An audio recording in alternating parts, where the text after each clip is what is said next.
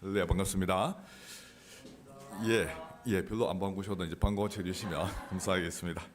오늘 오전과 또 오후에 우리 또 청년들하고 또 세미나를 하게 된 그 세계로 병원 원목으로 섬기고 있는 군율 목사라고 합니다. 그 부산에 이제 가보시면 그 사직구장 아시죠? 그 야구장 바로 옆에 그 세계로 병원이 있습니다. 거기 이제 선교 병원인데요.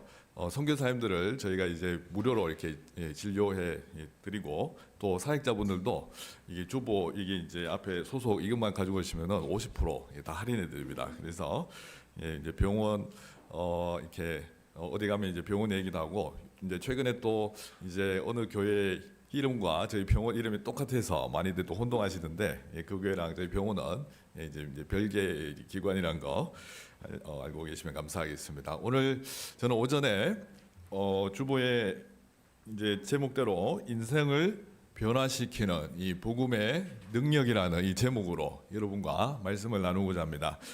치밀한 뭐 성경 강해는 아니고 오늘 약간 이제 다음 세대 부흥회죠, 그죠?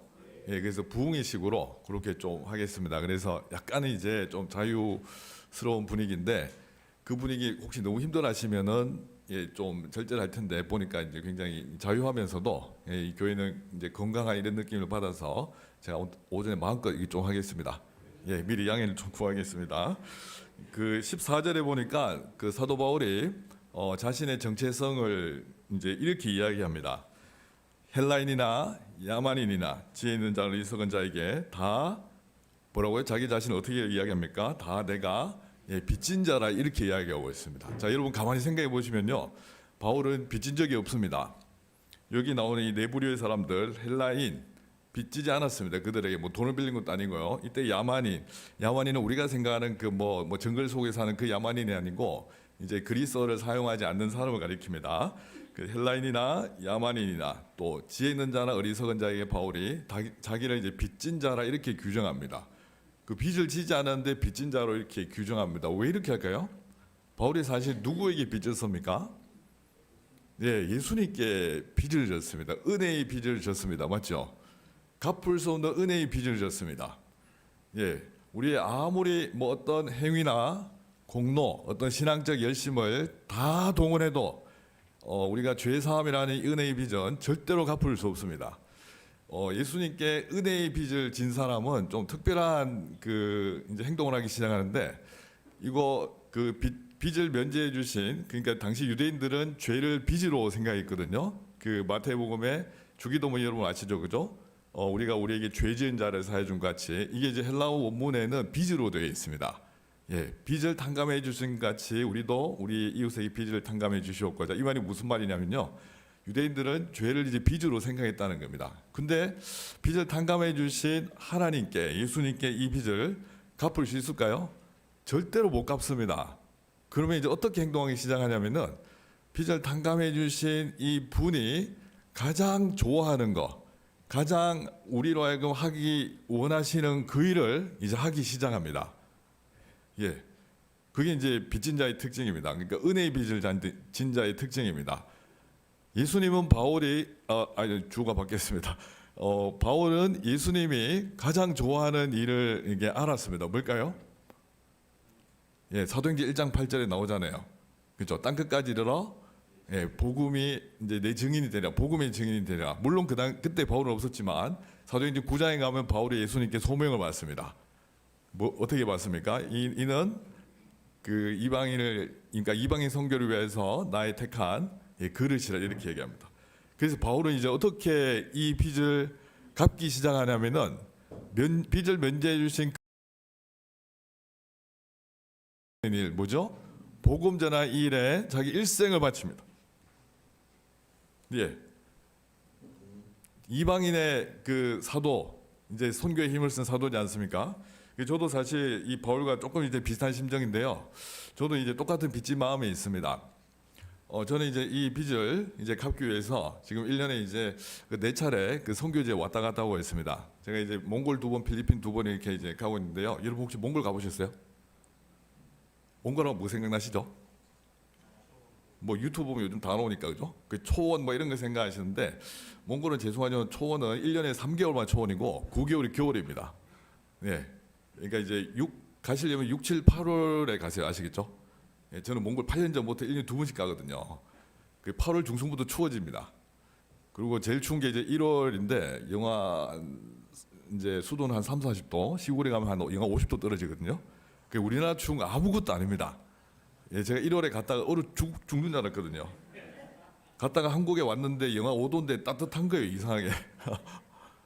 예, 그 정도로 이제 몽골이 이제 살인적인 추위인데요. 아무튼 거기 이제 겨울에 제가 몇 번 갔다가 너무 힘들어가지고 요즘은 이제 조금 이제 가을 좀 이렇게 가는데, 자, 몽골 2번, 필리핀 2번 이렇게 가서 현지 선교사님들 그 사역을 좀 지원해드리고 또 신학교 강의, 뭐 이렇게 현지 교인들 세미나 집회 뭐 이런 걸 감당하고 있습니다. 이거 아무도 안 시켰습니다. 제가 어디 소속된 선교사 아닙니다. 근데 이상하게 주님을 만나고 이제 복음의 빚을 이렇게 져가지고 그 은혜에 완전 이게 해가닥 가버리니까 가만히 있을 수가 없습니다. 여러분, 그 성령으로 충만하면 어떻게 되죠?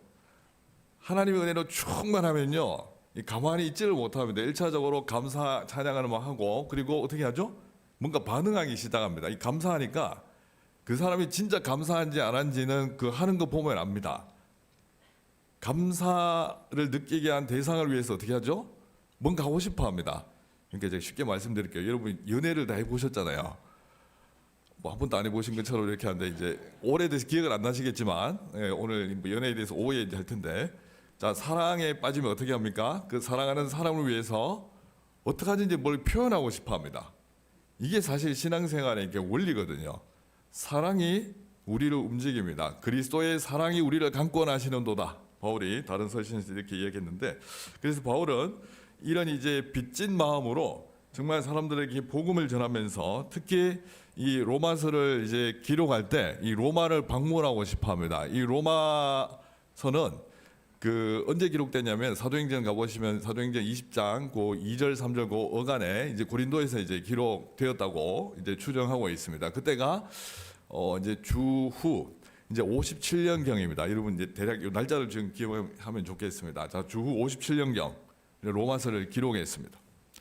이때 로마서를 기록할 때 바울은 아직 로마를 가기 전이었습니다. 여기 보시면요, 우리 아까 이제 읽었는데 그 이제 10절에 나오죠, 그죠? 한번 읽어볼까요? 10절 시작. 어떻게 하든지 이제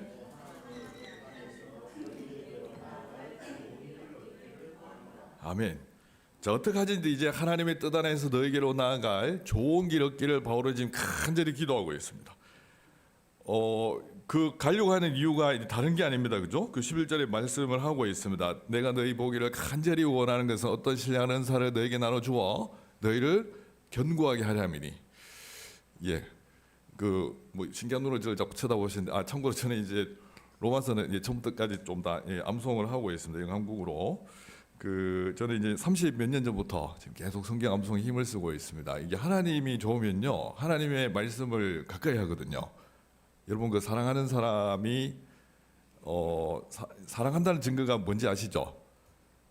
뭐 이렇게 선물 사는 그것도 이제 좋긴 한데, 그 사람이 하는 말을 기억하고 그 사람이 하는 말을 들어주는 게 최고의 사랑의 표현입니다. 맞죠? 그러니까 난 당신을 사랑하는데 당신이 하는 말을 별로 기억하기도 쉽지 않고 실천하기도 싫다 이러면 그 말이 안 되는 것처럼 우리도 마찬가지입니다. 여러분, 하나님 사랑하시죠, 그죠? 그럼 하나님 말씀 가까이 하시기 바랍니다. 심장이 뜨거워집니다. 우리 삶의 변화가 일어납니다. 하나님의 말씀이 생명의 말씀이고 복음의 능력이기 때문에 우리의 인생을 변화시키는 겁니다. 예, 그 이야기를 이제 좀 이따 좀 할 겁니다. 제가 그 바울은 이제 그 로마 교인들을 아직 만나기 전이고 그들을 보려고 하는 이유가, 좋은 길 얻기를 구하는 이유가 뭐라고요? 그들에게 어떤 신령한 은사를 나누어 주어, 그러니까 이제 복음에서 파생된 초자연적 은사일 수도 있고 이제 복음 자체로 이제 이해하시면 더 좋습니다. 문맥상 바울은 이 복음의 능력을 알려주기 위해서 그들에게 나아갈 좋은 길 얻기를 구하고 있습니다. 정말 이 순전한 목적 때문에 바울은 이제 로마로 가고 싶어 했습니다. 근데 아직 로마에 한 번도 가본 적이 없어요. 아직. 로마에 언제 들어가냐면요, 이제 사도행전 28장 16절에 보면 들어 있습니다. 우리가 로마에 들어가니 이런 표현이 있습니다. 그때 로마에 들어갑니다. 그 로마에 들어갈 때가 이제 주후 60년 정도 됐습니다. 그러면 이제 몇 년 만에 기도 응답이 됐죠? 빼기 안 됩니까? 60에서 57을 빼면 이제 3년 만에 이제 기도 응답이 되었습니다. 바울은 로마에 아직 간 적은 없지만 개인적으로는 사람들 알고 있습니다. 로마서 16장 가면요, 사람 이름이 이제 계속 나오거든요, 그죠? 저는 이게 암송하면서 16장이 제일 힘들었습니다. 문맥이 없으니까 그냥 외워요. 생짜배기로 사람 이름이 계속 나오니까. 그래서 개인적으로 아는 이제 그들에게 문안 인사하면서 그 로마에 가기를 간절히 이제 바라고 있는데, 근데 바울이 로마에 가게 된 상황을 여러분 한번 생각해 보셔야 됩니다. 바울이 로마에 어떻게 갔죠? 좋은 길로 갔습니까? 아닙니다. 죽을 뻔했습니다. 특히 사도행전 27장, 28장 여기 보시면요, 바울이 로마에 가는 길이 얼마나 끔찍하고 평탄하지 않은지, 그죠? 바울을 잡아 죽이기 위해서 어떻게 하죠? 40명이 막 결단을 하고 바울을 잡아서 없애기 전에 우리가 먹지도 않겠다, 뭐 이런 이 폭도들이 이제 있었다는 거예요. 그 당시에. 그 정도로 이제 바울이 굉장히 로마에 가고 싶어 했지만 하나님께서 그를 인도하신 그 과정은 어떤 길이었어요? 좋은 길이 아니고 골치 아픈 길이었습니다. 저는 이게 로마서랑 사도행전이랑 이렇게 같이 이게 쭉 묵상하면서요, 한번 생각을 해봤는데 혹시 바울이 기도를 잘못한 걸까? 그런 건 아니에요, 맞죠? 왜냐하면 그 간용하는 목적이 아까 읽었던 11절에 보면은 이 복음과 복음에서 발생되는 이 은사를 그들에게 알려주기 위해서, 그죠? 복음의 능력을 경험해서 로마 성도들이 이미 복음을 알고 있지만은 더 복음에 익숙해져서 성령으로 충만해져서 이제 로마 그 압제하에 지배하에 하나님의 사랑을 이제 제국 전역에 전하기를 간절히 바라는 마음으로 이제 그렇게 이제 갔습니다. 바울은요, 이 순전한 목적 때문에 이렇게 가게 됐는데, 그가 가게 된 이 과정은 정말 이 고달프고 우리가 보기에 와 정말 이런 고생을 어떻게 했을까라는 이런 이 고민을 하게 됩니다. 그래서 저는 이제 어떻게 결론을 내렸냐면은, 바울은 기도를 잘못한 게 아니고 하나님이 원하시는 길이 이런 길이었구나, 제가 이런 결론을 내렸습니다.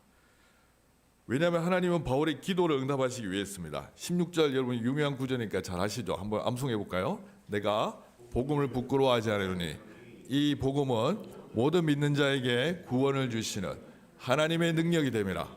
먼저는 유대인에게요, 그리고 헬라인에게로다. 자, 이 복음은 모든 믿는 자에게 구원을 주시는 이 하나님의 능력이라는 겁니다.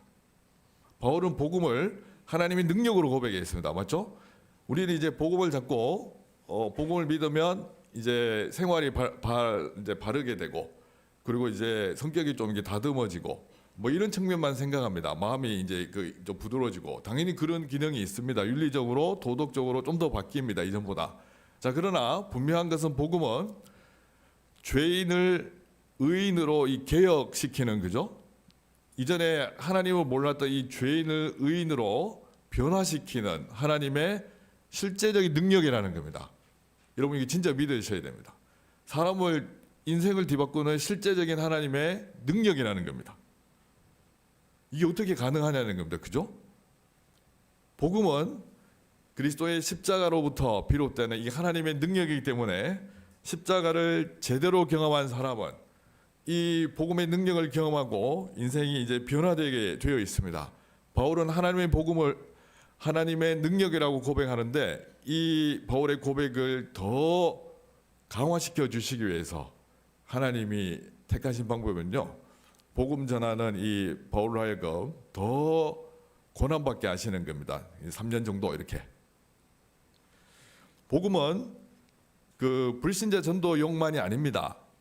우리는 자꾸 이제 예수 믿고 천국 갑시다, 이제 이 용도로만 복음을 자꾸 이제 활용을 하는데, 그렇지 않고 15절 여러분 한번 읽어볼까요? 15절 시작. 그러므로 나는 할 수 있는 대로 로마에 있는 너희에게도 복음 전하기를 원하노라. 자, 로마에 있는 너희가 누굴까요? 신자입니까? 비신자입니까? 로마 교회 성도들입니다, 맞죠? 이미 믿고 있는 성도들입니다. 그들에게도 뭘 전하고 싶다고요? 복음을 전하고 싶다는 겁니다. 복음은 매주 강단에서 선포되어야 됩니다. 그리고 이 복음은 우리가 구원받은 순간에만 필요한 것이 아니고 구원을 유지시키는 하나님의 능력이고 구원의 완성에 이르기까지 하는 하나님의 능력이라는 겁니다.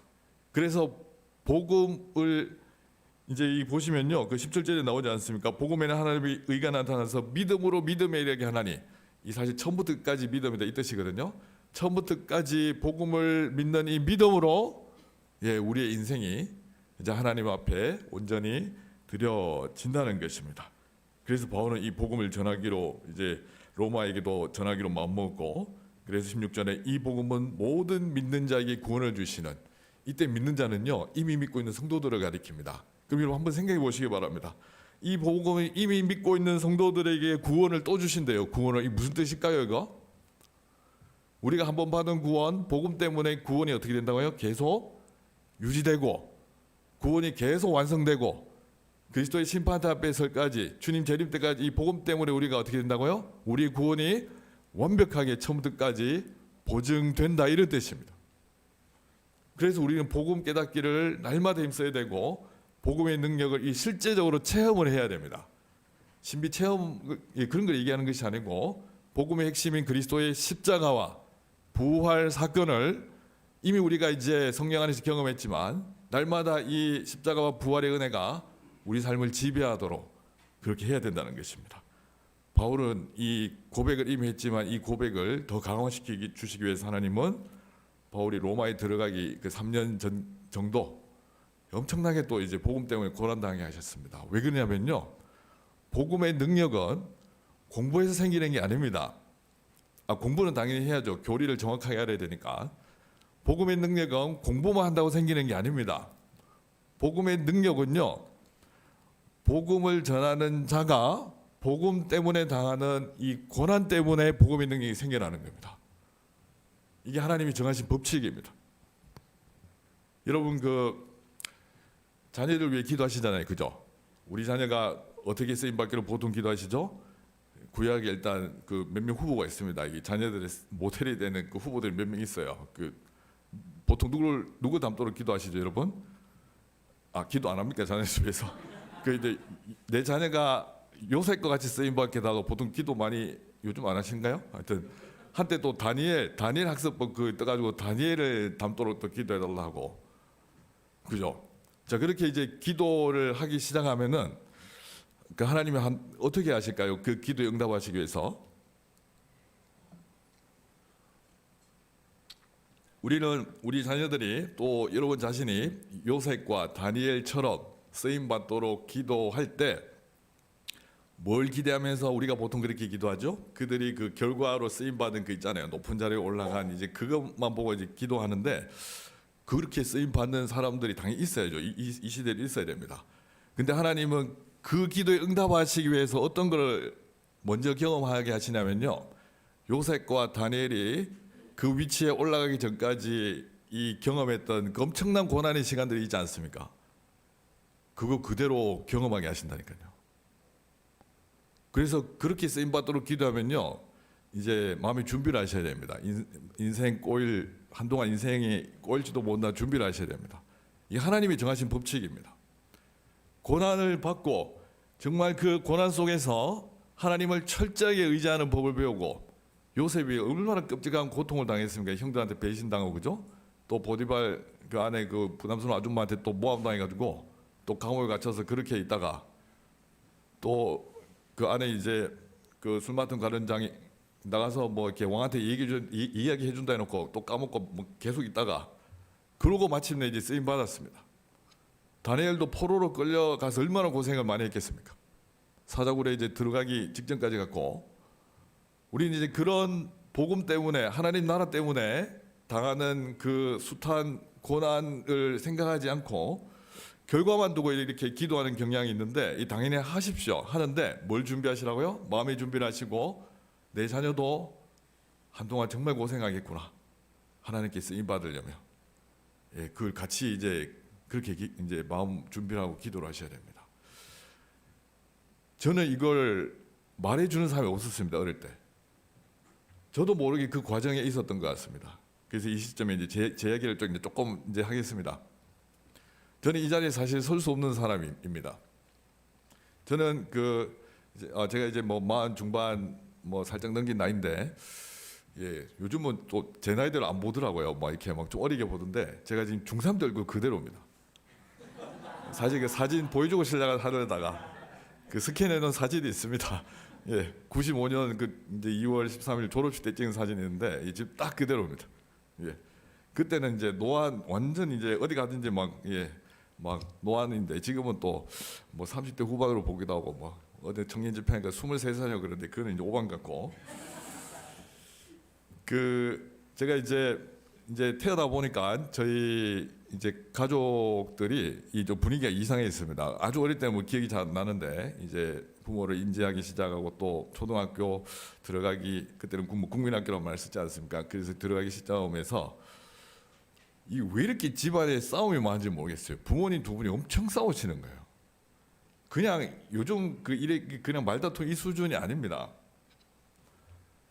이제 경상도 남자들이, 저는 이제 저기 고향이 이제 대구, 그때는 경북 달성군이었는데 어쨌든 지금 대구로 돼 있으니까 대구가 고향인데, 대구 남자들의 특징이 있습니다. 대구뿐만 아니고 경상도 전체가 좀 그런 것 같아요. 이제 지금은 조금 달라졌는데, 어르신들 이제 어떠냐면은, 그때는 아마 뭐 가정에서 건강하게 성장하지 못한 이유도 있고, 또 그 부모 세대, 그러니까 저희 이제 할아버지 할머니 세대죠. 일제강점기 때 고생을 많이 하셔서 그 자식을 키울 또 정서적으로 케어할 여력이 없어서 아마 그런 현상이 많이 나타났던 것 같은데, 이 자존심이 엄청 셉니다. 근데 자존감이 완전 바닥인 사람들이 많습니다. 남자들이. 이런 사람들이 특징이 뭐냐면은, 싫은 소리 한번 들으면 어떻게 반응하죠? 미친 듯이 화를 냅니다. 조금 뭐 아무것도 아닌데 뭐 불같이 화를 내, 불같이. 또 당신은 뭐 이렇다 이런 한 소리 들으면요, 이거 아니라는 걸 어떻게 하든지 뭐 입증하려고 뭐 객기를 부리는. 그러니까 저희 집안 분위기가 이랬습니다. 저희 할머니가 일제강점기 때 고생을 너무 많이 하셔가지고 지금 어른들이 다 소천하셨습니다. 양가 부모 합쳐서 저희 장모님 외에는 다 소천하셨는데요. 저희 할머니가 또 할아버지가 일제강점기 고생을 많이 하셔서 그 며느리들 시집살이 하는 게 마음에 안 드셨던가 봐요. 그래서 그냥 이제 잔소리를 좀 하신 거예요. 잔소리를. 그리고 이제 예전에는 그 아들하고 어머니가 과도한 애착 관계가 좀 많았습니다. 이게 이제 심리학적으로 분석하면 이제 정서적 융합 상태인데, 과한 애착 관계가 이게 형성이 되어 있었던 것 같습니다. 그래서 이제 할머니가 자기 아들이 그 여자한테 잡혀 사는 것처럼 보이는 게 싫었던가 봐요. 그래서 아버지한테, 야, 너 여자한테 너무 잡혀 사는 것 같다고 이렇게 이제 잔소리를 하기 시작하면은, 아까 제가 얘기했잖아요. 자존감이 낮고 자존심이 어떻게 반응한다고요? 신경질적으로 반응하면서 이게 이제 아니라는 걸 증명하려고 제 아버지가 막 이상한 짓을 막 하시는 거예요. 어떡하든지 꼬투리 잡아서 어머니를 두들겨 패고, 제 아버지 음주가무를 좋아하셨거든요. 음주가무. 카바레 아십니까? 웃으신 분들은 연식이 좀 있으십니다. 요즘 청년도 무슨 말인지 모르겠어요. 카바레라면.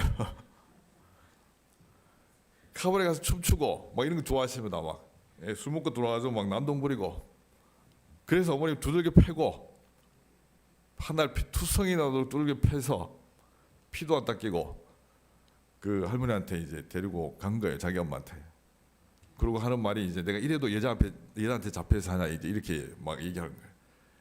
이런 거 하면 안 됩니다. 아시겠죠? 저희 자식들, 이제 저하고 제 동생, 저희는 이제 형제 이제 2명인데, 그 아무리 자식들 몰래 부부 싸움 해도 이 비밀이 없어요. 다 알게 됩니다. 자다가 이제 제가 다 본 기억도 있고, 또 아버지는 막 성질번에 막 칼도, 할머니까지 막 그 아직 이게 아직 기억나요. 막 칼 들고 막 이렇게 찔려고 한 장면. 제가 그런 과정이 있었다니까요. 근데 전혀 그렇게 안 보이시죠, 그죠?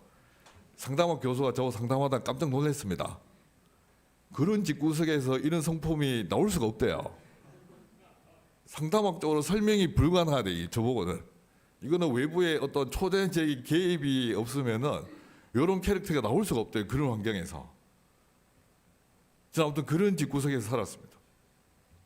근데 언제 교회 가게 되냐면은, 그 이제 저희 이게 화를 많이 내신 분이 화병이 있으시잖아요. 그 실제 이제 진짜 병으로 이렇게 나타나는데 89년 뭐 90년에 어간이었던 것 같습니다.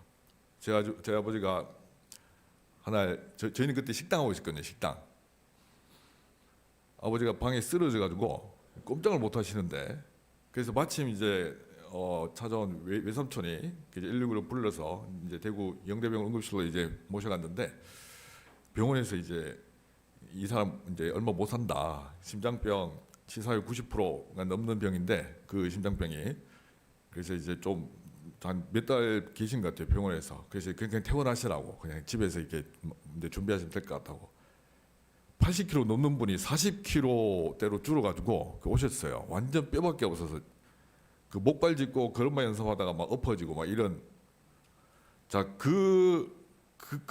이 중환자가 집에 이렇게 누워 있으니까 자 80년대 여러분 분위기 그때 생존하신 분 다 아실 겁니다. 그때는 저기 교회 개척만 하면은 십자가만 꽂으면 부흥이 되는 시대였습니다. 예, 진짜입니다. 그래서 특히 환자들 있다면요 교파를 초월해서 막 어떻게 하는지 환자를 기가 막히게 환자 냄새를 맡고 교인들이 이 전도팀들이 찾아와서 가서 기도해주고 막 실제로 이제 병이 낫기도 하고 그런 일들이 80년대 많이 있었습니다. 그 어느 날 저희 집에 한 10대 명의 그 시커먼 양복 입은 분들이 찾아왔습니다. 그 지금은 약간 이제 사이비들이 그런 거 많이 하는데 하여튼 저는 좀 이상했습니다. 왜 검은 양복 입은 사람들이 이렇게 우리 집에 많이 와가지고 예수님을 전하겠다고 일단 왔고 환자를 이렇게 누워 있는 환자를 겨우 이렇게 이제 세워가지고 기도해 주겠다고 기도를 하기 시작하는데 진짜 신기했어요. 일단 무슨 말인지 알아들을 수가 없었습니다. 1시간 동안 이렇게 이어전도사라는 분이 저희 아버지 막 이렇게 안수기도 거의 안찰 수준에 막 이렇게 하는데 1시간 동안 막 이렇게 막 하는데 저러다가 빨리 더 죽겠다 막 이런 엄청 막 그 치유 방언기도예요. 지금 생각하면 치유 방언기도. 그리고 1시간 동안 막 이렇게 주문 비슷하게 막 외우시다가 이제 끝나고 어떤 이제 그 목사님 설교하시고 그리고 이제 저를 탁 이렇게 보시더니 그 전도사님이 여전사님이 이러시는 거예요. 너 다음 주부터 교회 나올래? 이래서 제가 무서워서 간다 했습니다. 네. 그게 이제 제 교회에 가게 된 제 계기였습니다. 그래서 저하고 제 동생이 이제 교회를 처음에 이제 그렇게 약간 무서워서 가기 시작했는데 저는 이제 교회당에 딱 와서 그때 전도사님 설교를 들으면서 그 뭔가 모를 이게 느꼈습니다. 집에서는 느낄 수 없는 어떤 뭐 따뜻함. 일단 예수님이 널 사랑하신다. 사랑이란 말을 거의 처음 들어본 것 같고 그리고 저 처음 봤던 선생님들이 내가 늘 사랑한다는 거예요. 좀 징그럽긴 했는데 어쨌든 사랑한다는 거예요. 저는 너무 신기했던 게 저랑 아무 관련도 없고 처음 보던 이런 분들이 정말 따뜻하게 대해주시고 사랑한다고 이렇게 품어주시고 저는 이제 이걸 보면서 눈에 보이지 않는 예수님이 눈에 보이는 이 사람들을 통해서 증거되는구나. 이걸 제가 이제 어렴풋이 느꼈습니다. 그니 그런 말들 많이 하시죠, 그죠? 교회는 뭐 하나님 보고 가지 사람 보고 가냐 이렇게 해서 막 그 합리화시키는데 이 반은 맞고 반은 틀린 말인 거 아시죠? 교회 안 다니는 사람들이 누구 보고 교회 오겠습니까? 하나님 보고 교회 오지 않습니다. 하나님 관심도 없어요, 그분들. 누구 보고 교회 올까요? 사람들 보고 온다니까요. 청년들은 예쁜 자매들 보고 오고 어르신들은 어쨌든 이게 교회 따뜻한 분들 어쨌든 노년에 함께 하고 싶은 그런 이제 따스한 분위기 때문에 오고 그 보이는 우리 사람의 이 사랑의 모습을 통해 그죠? 누가 증거되죠? 처음에 예수님의 모습이 이렇겠구나라는 걸 비신자들이 이게 느끼는 거예요. 저도 그렇게 교회를 갔습니다. 그리고 교회를 가서 예배드리고 뭐 이렇게 하는 건 좋은데 문제는 제 현실이 하나도 안 바뀌는 겁니다. 여전히 아버지는 몸져 누워 계시고 퇴원하는데 이렇게 쓰러져서 14년간 병상생활 하셨습니다. 그리고 예수님이 날 사랑하신다는데 그 처음에는 그런 말 뭐 좋긴 했지만은 사랑하는 자녀가 고생하면서 이렇게 사는데 그냥 가만히 계시잖아요. 예수님 하나님 가만히 계시잖아요. 이것도 이해를 못 하겠어요. 그리고 또 저희 어머니는 집 나간 연습 몇 번 하시다가 나중에 진짜 집 나갔어요. 식당 일 하시다가 어느 날 이제 아침 일어났는데 저랑 제 동생이 이제 부모님 한 명씩 커버하고 있었습니다. 뭐냐면 두 분이 사이가 너무 안 좋으시니까 아예 따로 살았어요. 따로 식당에서 저하고 어머니 같이 살고 저희 아버지는 그 교회 장로님 그냥 살라고 주신 그 사과세도 안 낸 것 같아요. 지금 생각해 보니까 거기 이제 동생이 이렇게 그 아버지와 같이 있고 밥은 갖다 나르고 그 초등학교 때 4학년 5학년 이때 제 동생이 2학년 3학년 그러고 살았습니다. 그리고 어느 날 이제 일어났는데 엄마가 안 보이는 거예요. 저희 어머니 성격상 정말 깔끔하고 좀 완벽주의라서 아무리 손님들이 술 먹고 새벽에 가도 그 다 치우고 주무시는데 그날 아침에 일어났는데 홀이 엉망진창인 거예요. 2층 식당이었어요. 그리고 무서웠습니다. 순간적으로. 그때 뒤에 벽시계 커다란 벽시계 그 짝깍짝깍 그 침시계 엄청 옛날에 그 큰 거 그 침실에서 소리가 막 새벽 울려 퍼지고 있었고 본능적으로 엄마를 찾기 시작했는데요. 없는 거예요. 그 1층으로 뛰어내려가는데 셧다운문을 다 부셔가지고 엄마가 부셨는지 지나가는 술주행병에 둘 찬지 잘 모르겠지만 이게 안 열려가지고 2층으로 올라가는 그 화장실 아이 한 명 들어가는 그 조그마한 화장실 문을 뛰어넘어서 이런 문 뛰어서 밑으로 1층으로 뛰어내려갔어요. 다음 위에 안전하게 그래도 딱 착지해서 1층 채소가게 아줌마한테 찾아갔습니다. 엄마 어디 있습니까? 너 이번 집 나갔다는 거예요. 새벽에. 이제 절대 안 돌아온다는 거예요. 그래서 충격받았습니다. 아버지한테 뛰어갔습니다. 아버지 지금 잘 때가 아니라고. 엄마 집 나갔습니다. 자, 이쯤 되면은 정신 차려야 되잖아요. 그죠? 그때부터 또 엄마 욕을 하기 시작한 거예요. 이 주일이라서 욕은 안 쓰겠습니다. 막 원망하고 막 이렇게 하는 거예요. 그래서 저는 제 동생하고 이제 어떻게 살지 막 고민했는데 제 아버지가 이제 나중에 들은 얘기인데 시설에 보내려고 준비하셨다고 하더라고요. 그래서 이제 할머니 밑에 들어가서 이제 그러고 있다가 자 문제는 이제 뭐 이런 거 얘기하면 한두 끝도 없고 그 저의 변화를 이제 드리려고 합니다. 문제는 제가 그때부터 그 대인기피증 그리고 이제 유창성 장애가 왔습니다. 학교에서 수업 시간에 선생님이 저보고 이제 군대 학생 오늘 그때 국어 시간에 있습니다. 책을 읽어보라고 이제 읽으라고 하는데 말이 안 나오는 거예요. 말을 하려고 하면은 여러분 그 뇌성마비 환자들 말할 때 막 이렇게 하잖아요. 그렇게 얘기하는 거예요. 그렇게 다 놀랬습니다. 선생님이 제일 당황했고 하루 전날까지 안 그랬던 애가 갑자기 애가 이상해져가지고 그 친구도 전부 다 이상하게 막 쳐다보는 겁니다. 그날 수업 종 치기만을 기다려서 수업 종이 딱 꿀리는가 동시에 화장실로 뛰어가면서 막 울기 시작했습니다. 하나님, 그 어린 나이에 초등학교 4학년, 5학년 요때 어린 나이에 저도 모르게 이렇게 기도하는 겁니다. 하나님 왜 제가 이렇게 살아야 됩니까? 하나님이 날 사랑하신다면서요. 근데 하나님 왜 이런 일이 나한테 자꾸 일어나는 겁니까? 이제 엄마도 집 나오고 아버지도 계속 누워 계시고 저는 학교에 지금 왕따입니다. 막 그런 마음 때문에 정말 힘들었어요. 하루하루가 힘들었습니다. 그러다가 이제 나의 유일한 피난처는 교회다 이런 마음으로 어쨌든 교회 가면 뭐 어쨌든 마음이 안정이 되니까 그 언제 목사 되기로 이 섣불리 충동적으로 이렇게 결단했냐면요.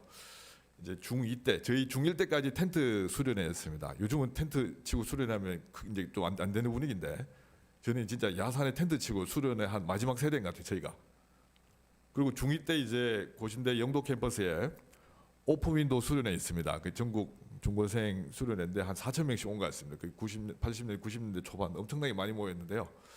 그때 수련회 가서 수련회도 거의 일주일 가까이 됐습니다. 그 마지막 날 그 뭘 했냐면요. 요즘도 뭐 그런 찬양 집회가 있는데 거의 밤마다 아이들 어떻게 만들죠?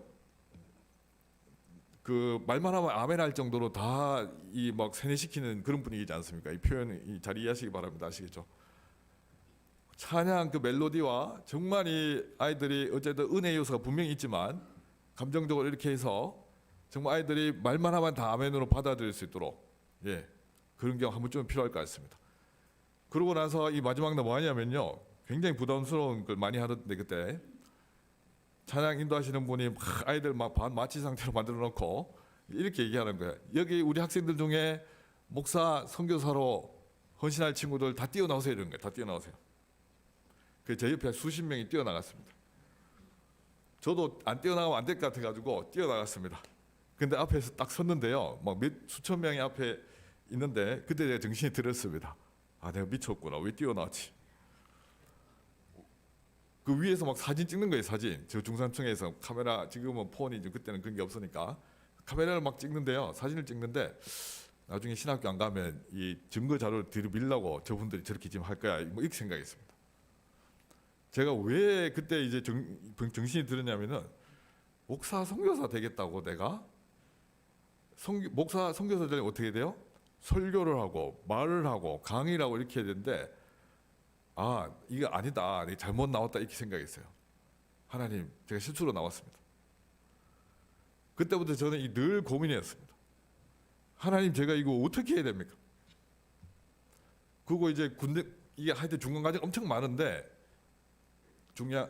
혹시 제 과거에 대해서 궁금하시면 그 CTS 드라마 있습니다. CTS 군인목 치면 이제 그게 이제 이 기독교광 출연한 게 있는데 거기 보시고 아니면 이제 책도 좀 있는데요.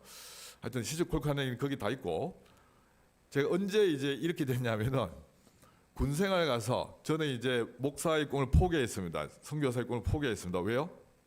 지금은 군대 좀 많이 나아졌다 하지만 군대 가면 어떻죠?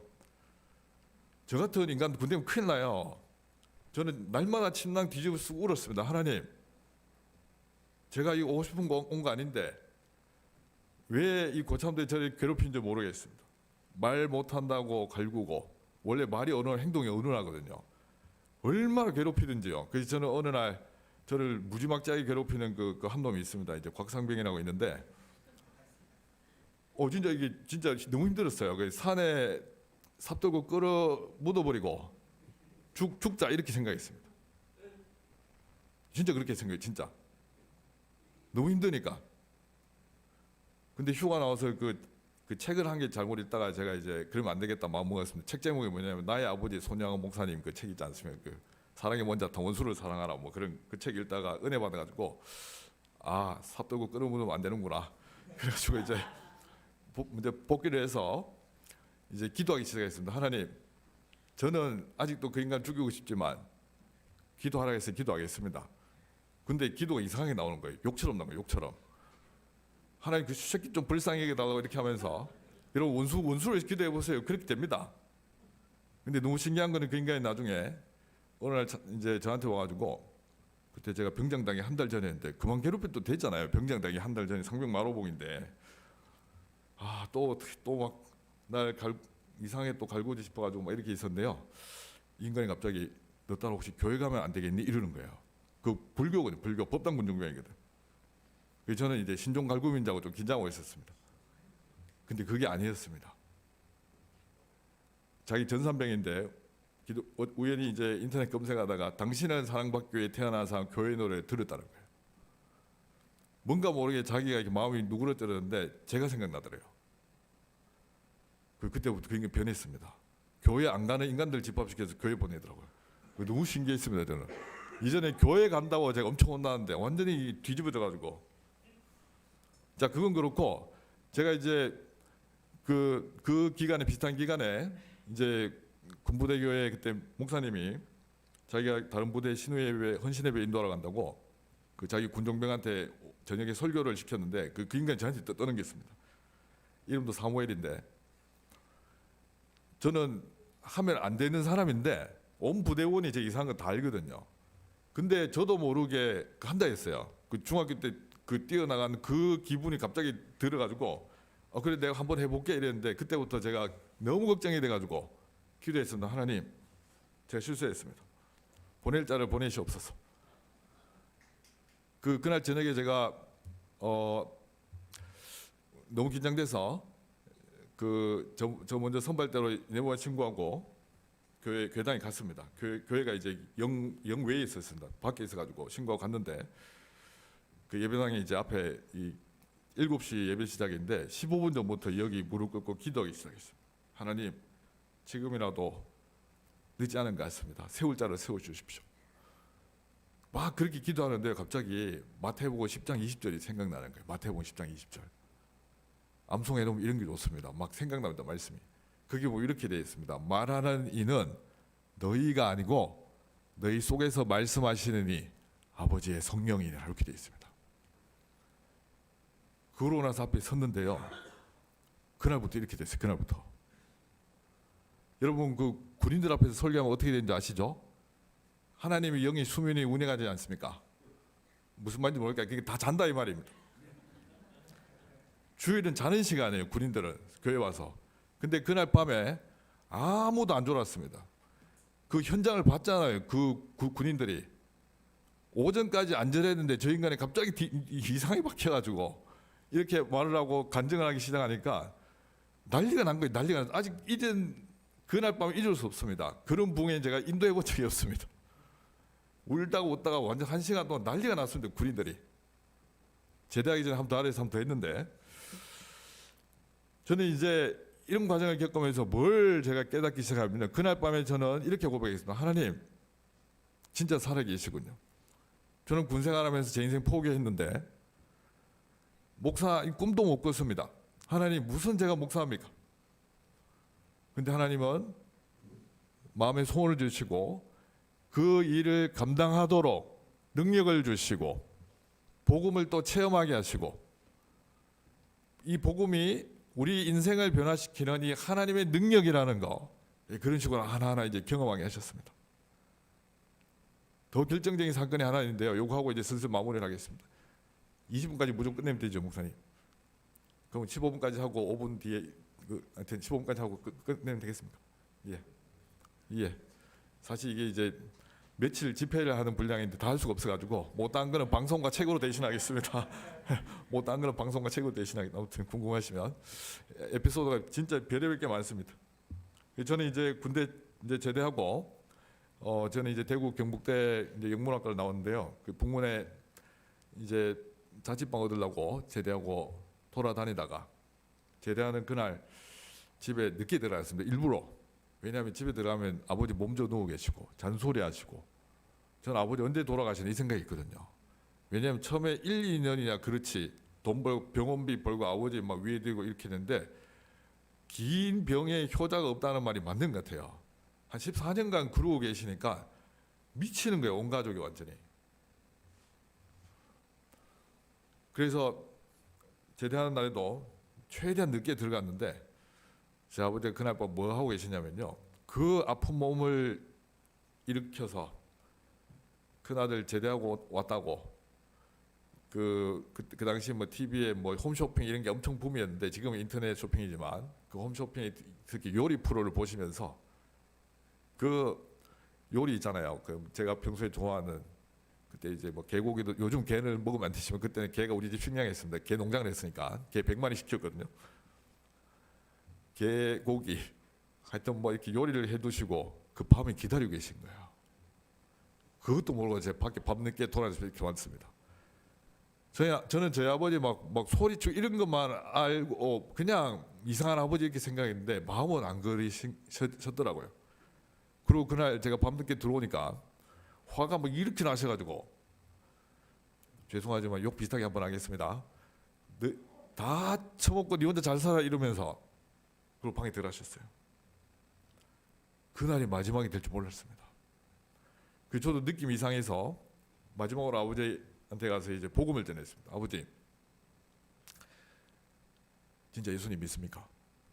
왜냐하면 아버지가 이제 몸져 누울 때 교회 분들이 와서 기도하시고 막 그렇게 하셔서 희한하게 빨리 안 돌아가시고 14년간 생존해 계셨고 신기해 병원에 죽는다 했는데 그 교회에서 이렇게 신경 써주고 아버지를 위해서 했는데 아버지 진짜 예수님 믿으십니까?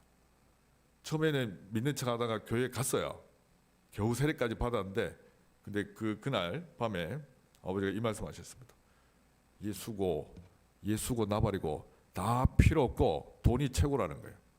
그게 마지막 말이었어요. 그리고 제가 그 다음날 룰루랄 하면서 막 자취방 가서 막 정리하고 있는데 전화가 왔습니다. 저희 이제 새어머니가 잠시 이제 와 계셨어요. 천사 같은 분이 와 계셔서 자기 인생을 또 아버지 때문에 또 다 허비하신 분이 계시는데 그분 아니었으면 저희는 이제 고아됐습니다. 제가 제 동생 어릴 때 그 새어머니한테 전화 왔습니다. 빨리 오라고, 빨리 그 응급실에 와라. 아버지 이제 곧 마지막이 될 것 같다. 그래서 저는 저러다가 또 다시 집에 오시겠지 싶었는데 그게 아니었습니다. 갔는데요, 진짜 이제 사람을 못 알아보시는 거예요. 하여튼 피가 원래 혈액이 이제 좀 적었는데 의사 말로는 정상인의 3분의 1밖에 피가 없어서 이미 뇌사 상태고 더 이상 뇌로 피로 안 간대. 피가 공급이 안 된대. 제 동생 올 때까지 연명을 하고 있었고 동생이 와서 이제 아버지 이게 눈을 감겼는데요. 그때 옆에서 할아버지께서 난리가 나셨습니다. 왜냐하면 이 자식이 먼저 죽으니까 얼마나 부모 마음이 힘들겠습니까? 할아버지 할머니보다 아버지가 먼저 돌아가시니까. 할아버지가 막 자기 자식이 죽는 거 보고 내 아들 살려달라고 막 의사한테. 자, 그리고 이제 하여튼 상황이 종료됐는데 그때 저는 하나님께 완전히 이 너무 이 마음이 이렇게 힘들어져서 저도 모르게 이렇게 기도했습니다. 하나님, 저 언제까지 이렇게 살아야 됩니까? 학교는 입학해놓고 대학교는 제가 재수해서 정말 그렇게 돈 벌어서 학교에 입학해놓고 바로 휴학해서 아버지 병원비 내고 이렇게 하는데, 그리고 지금까지 너무 힘든 일을 겪었는데 하나님, 저 언제까지 이렇게 살아야 됩니까? 하나님이 저를 계속해서 고난으로 밀어 넣으시는데 뭔가 제가 뭐 이렇게 하나님, 저는 이렇게 뭐 잘 살면 안 됩니까? 뭐 온갖 이상한 마음이 드는 거예요.